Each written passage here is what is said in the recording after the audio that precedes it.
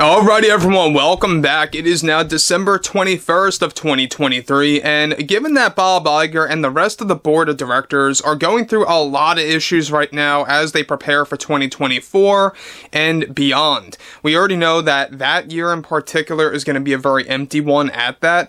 That's going to create a ripple effect where you're going to have a lot of these releases coming out in 2025, such as Captain America 4 or Snow White, and let's not forget about Blade 2025, including Fantastic Four and more on top of that. This is Mike Zero. Subscribe if you're new and like this video to see future updates. You can also follow me at Mike01. I thank you also very much for the great and kind support.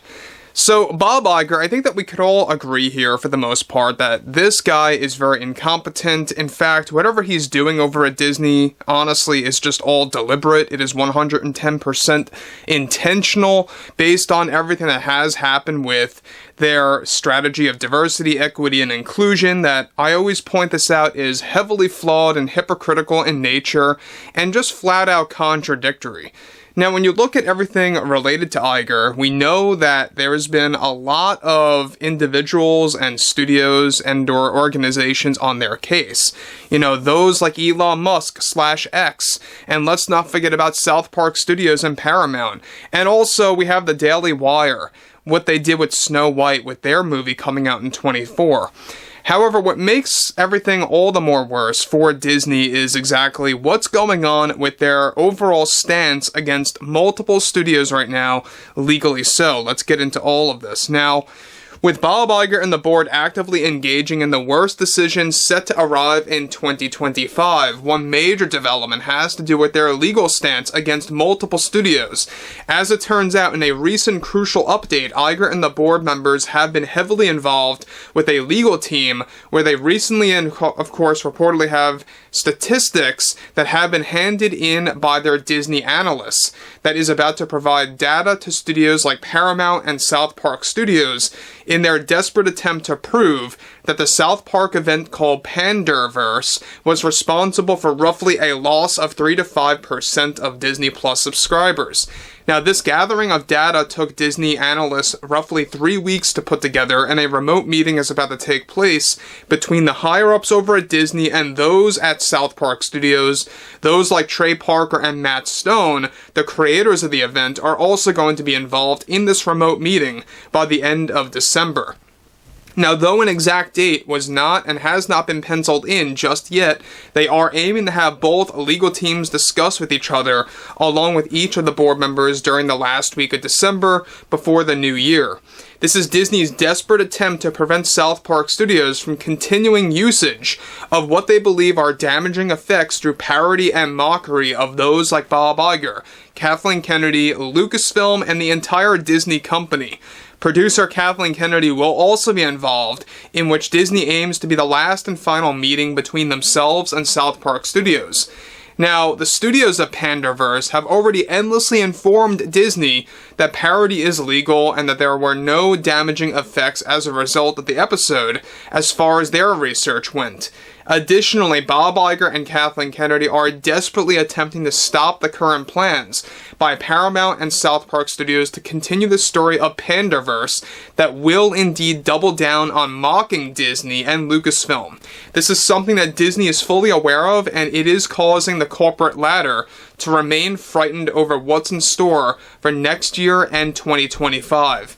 Now, guys, let me just stop here real quick before I continue. Now, we already talked about this about a month ago, that basically Paramount and South Park Studios have a full-fledged plan to turn the parody of Disney into a full-fledged trilogy, so to speak, through the Panderverse story. Now, we already talked about how Part 2 and Part 3 is slated to come out within the next 2 years at least, but it's not going to be called Panderverse Part 2 and Part 3. It's basically going to carry on that story with different titles, and it's going to continue to point fingers at Bob Iger, Kathleen Kennedy, the nature of Disney, mocking about the entire idea of what's been going on with Disney losing, the Steamboat version of Mickey Mouse through copyright, stuff like that, and how that's entering into the public domain by January of next year.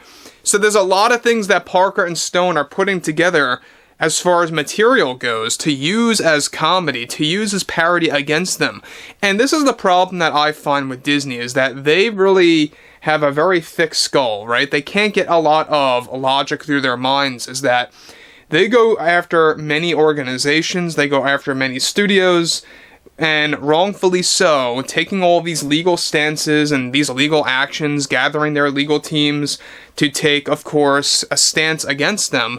And I think at the same exact time, Bob Iger, the board, those like Kathleen Kennedy, they don't understand that what they are doing is not only hurting themselves further, but it's also embarrassing themselves. It's making them look very desperate, very petty in nature, to the point where it really is just driving away more people. Now look, I don't think that there's a real way that you could even prove that, you know, people that left Disney Plus, like we discussed, 3 to 5% of subscribers that just bailed on their accounts, globally speaking, after the panderverse dropped, how could they really and properly prove that, you know, visually speaking, to those over at Paramount, to those over at South Park, right? There's really no way to actually prove that, you know, account by account or whatever have you. So we know that at the end of the day, Kathleen Kennedy, Bob Iger, they're just in this frightened mode right now, where they're just kind of in this survival mode. They don't want anyone to touch them again, because they know exactly how many turned because of South Park. It reached a lot of people that were uninformed about Disney's agendas, about specifically Kathleen Kennedy. I mean, there's a lot of you out there that commented on many of my posts that never knew about Kathleen Kennedy up until South Park really started talking about her, which is interesting. So, to go into the conclusion here, the Disney analysts will also be involved in the remote meeting with the legal team at Disney to provide the data visually to those studios responsible for panderverse. This date will go over, of course, not only subscriber loss for Disney Plus, but also engagement levels dropping with both Marvel and Star Wars content, just after the release of the South Park episode that went all out on Iger and Kennedy. The remote meeting will also present other factors that Disney claims was the direct cause of failure by South Park that will be discussed not just through analysts, but Disney's legal team as well. And again, I mean, guys, we see what Bob Iger has been going through and what he's been doing within the state of Florida. Not a surprise there. We all see about everything happening, what's going on with the audit for Disney, which is also another nightmare. They're not a good company, and they're most surely not a saint. They have a lot of things wrong with them, and a lot of things that need to be settled out, and it's going to take a very long time, I believe, until we can finally say that Bob Iger is through over at Disney. You know, I think that he's going to be out before 2026. I don't see how he could survive this. Up until contract end, I really don't see a logical explanation of why the board of directors would want to keep him on, but they are as of right now. So overall, guys, drop a comment below, fill me in below in the comments what you all have to say about this, and if you guys did enjoy the content for today, make sure to drop a thumbs up on this video to support the channel, and I will catch you guys later.